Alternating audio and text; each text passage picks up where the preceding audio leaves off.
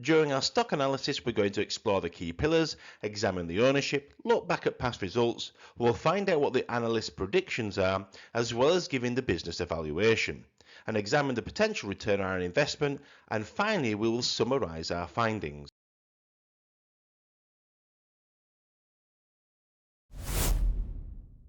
Let's start by looking at the key pillars for the trailing 12 months. In the book Rule 1 by Phil Town, he suggests that these are the key metrics when first evaluating a business. The first pillar we are going to explore is the earnings per share. This is where we take the net income and divide it by the shares outstanding.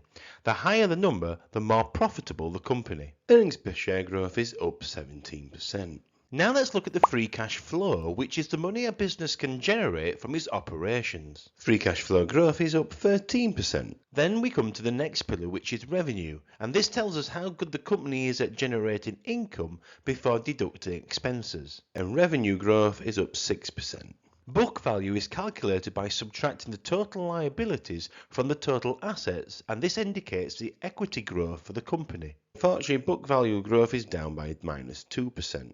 Now we want to turn our attention to the management of the business by looking at the return on invested capital and the return on equity. These two measures allow us to assess a company's efficiency at allocating capital under its control. Return on invested capital and return on equity are 24% and 31%, which is terrific.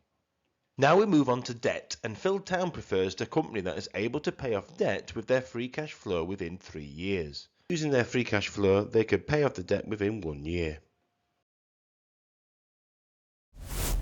In this next section, we will now focus on other key metrics which will help define an excellent business. Now let's look at the gross margin, which is the amount of money a company retains after incurring the direct costs associated with producing the goods it sells and the services it provides. They have a terrific gross margin at 81%. Next we come to the operating profit margin. This tells us how much profit a company makes on $1 of sales after paying for costs of production, such as wages and raw materials, but before paying any interest or tax. Operating profit margin is looking brilliant at 37%.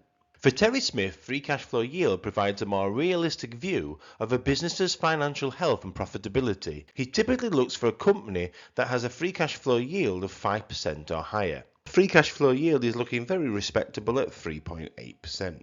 As we are potential shareholders, we will now want to look at the average book value growth for the last 10 years. The average for this is 9%. Ben Miller believes earnings growth is the biggest indicator to a company's stock price, and this is 27%, which is looking really good. I've included a link if you want to check out the investors page and see the annual report.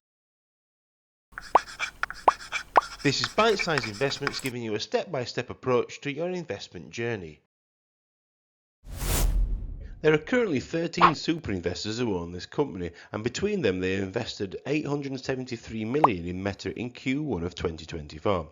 If we look back at Ray Dalio's previous sales and purchases, we can see he has both bought and sold shares in Meta in the last few years, and has increased his stake in Q1 of 2024 by 7.1%. He has $496 million invested in Meta, and this makes up 2.59% of his overall portfolio. However, 13 other super investors have sold shares totaling $3.9 billion in Q1 of 2024. Joel Greenblatt has previously bought Meta shares, but in the last quarter he has sold 98,000. He sold 0.4% of his shares and has $49 million remaining in the company, which is now 0.76% of his total portfolio. Now we look at the past historical prices of the company, as this will help us build a picture of periods of success or failure the business has been through.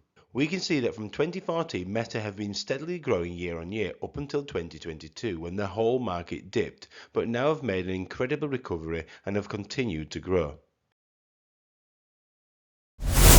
On average, the analysts believe that the price target should be about $500, but some believe it can go as high as $625. Analyst reports suggest that Meta is fairly valued at the moment, and the overall consensus is that Meta is a strong buy. Collectively, the analysts believe the company will grow between 6 and 39% over the next few years. So I'll use a current earnings per share of 17.43 as my starting point when creating a valuation. Based on a combination of past growth, future analyst predictions, and the average book value for the past 10 years, I'm going to estimate the earnings per share growth to be 12%. I'm going to give Meta a PE of 34, and after that I'm going to project these numbers forward by 10 years.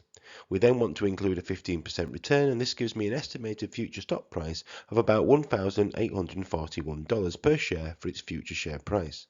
And then we work out the current value that Philtown calls sticker price, which is $455. Then we need to apply a margin of safety, and at 25%, this gives me a buy price of about $341.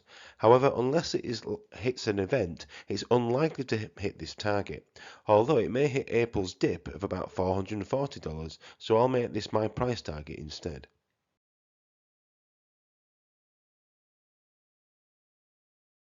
If you found this video useful, click on the link to check out my last stock analysis. The return we would receive if we bought at our price target of $440 and sold in 10 years' time at our estimated future stock price of $1,841 would be 318%, but this is dependent on our assumptions for the company being correct. Meta have just started to issue a dividend of $2, and as this has only recently happened, we don't know what the growth will be yet. The payout ratio is currently 11.5%. Let's find out more about the company and its competition. According to Morningstar, Meta have a wide economic moat. It is believed they have an expanding user base as they have now reached nearly 4 billion users, which supports its dominance. They have invested heavily into AI and are integrating this technology into future projects to stay ahead of their competitors. Meta's innovation and reorganization has put them in a strong position that will allow them to continue to grow well into the future. Let's look at the bear case. In recent years, Meta have come under the spotlight of their lack of ethics with regards to GDPR and have severely been criticised for their role in sharing the public's private information to third parties. With ongoing litigation and complaints from the European Consumer Organisation, this provides some risk of financial penalties or insistence on operational changes in the future. If you've enjoyed the video, it would be greatly appreciated if you would like and subscribe to help the channel grow. And finally now we'll summarise what we found out about the company. When reviewing the key pillars, Meta scored 10 out of 12. Under ownership, 13 super investors have bought in the last few quarters and 13 have sold shares. The average share price is in an upward trend, and analysts are indicating that Meta is a strong buy, and they are predicting they will grow between 6 and 39%. Using the earnings per share growth model, my personal buy price would be $430 or less, and if you click on the link above, you can find out more about my personal portfolio.